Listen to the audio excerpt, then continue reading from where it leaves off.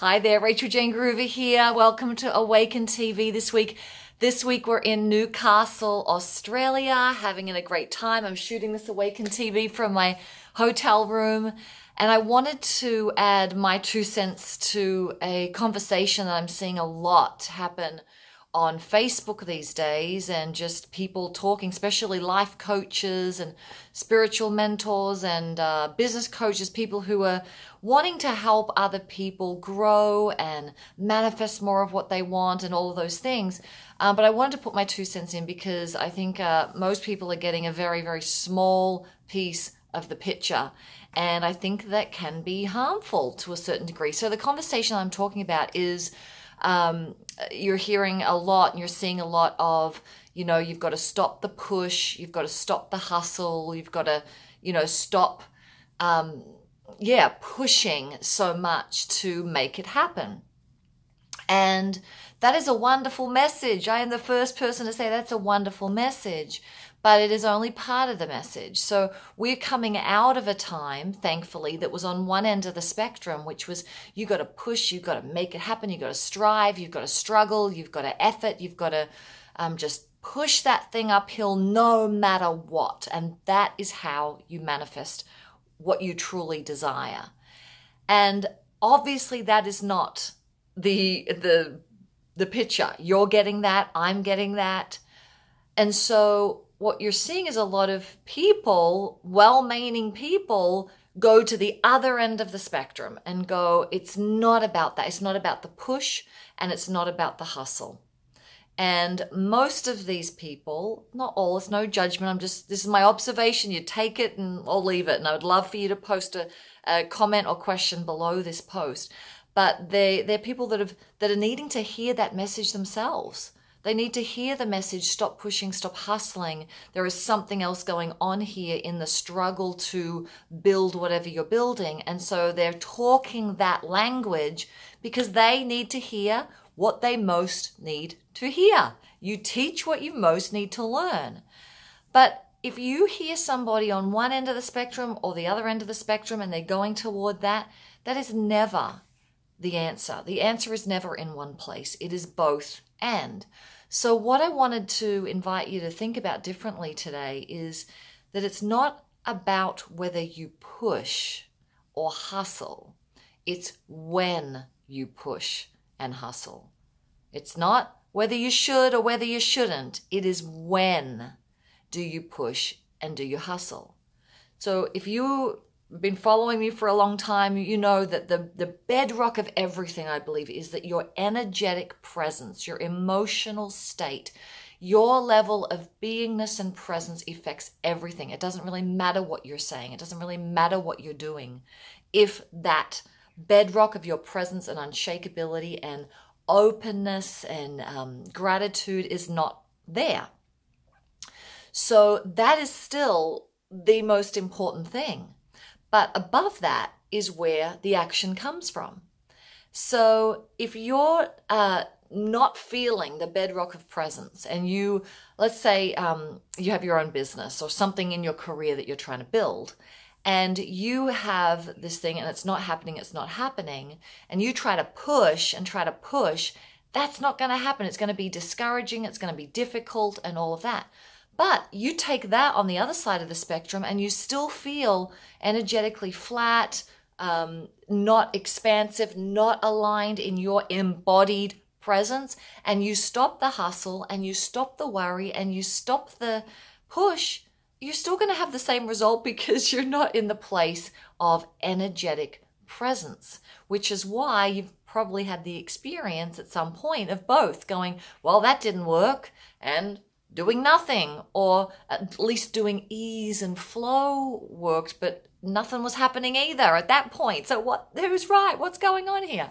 So I want to give you an example of data and eyes and then a metaphor and leave you to it for this week. But it's such an important thing for you to get if you are wanting to be a conscious, deliberate creator of your experience, and to ask the question, when do I push and when do I not push? So some of you who've come to one of our recent trainings, either Art of Feminine Presence or Awaken Your Impact, you heard our miracle story of manifesting our new home and new office and new property in the foothills of the Rocky Mountains in Colorado.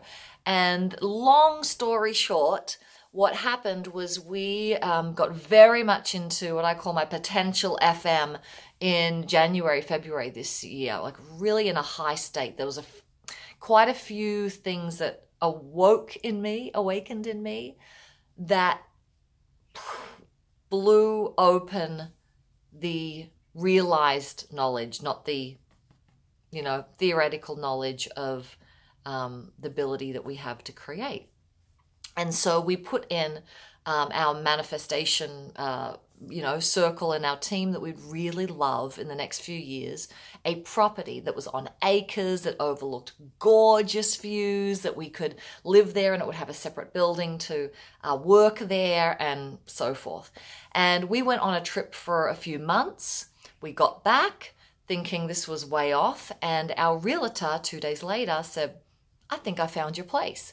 We went up to the place a few days after that and realized we loved it. We're driving home with the realtor and going, well, this is all good and well, but we don't have the money to buy this place. This was like 35 acres of gorgeous, gorgeous land, backing onto county property, overlooking Rocky Mountain National Park, just 10 minutes from town. I mean, gorgeous. And we're like, well, how's this happen? Long story short, maybe for another Awaken TV episode, within a few days, we realized we could get financing for it, which we never thought we could. We put in an offer that had competing offers. We got the offer. And a few months later, we're in this new place. So I'm telling you this because we were in a high energetic, present, high emotional state when we attracted this property into our life very, very quickly. And so we knew we were in the flow. The flow was happening. And we had a very short time to act. We had to keep the flow moving.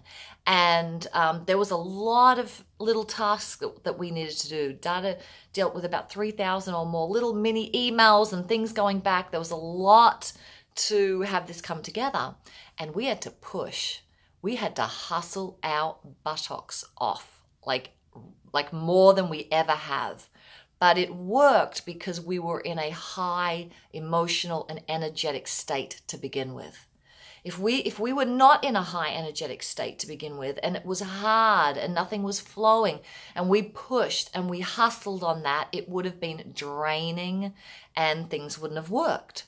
So it's not about if you push and if you hustle and don't do that, everything should just be in flow and ease. No, you got to pick your time. So here's the analogy I want to leave you with.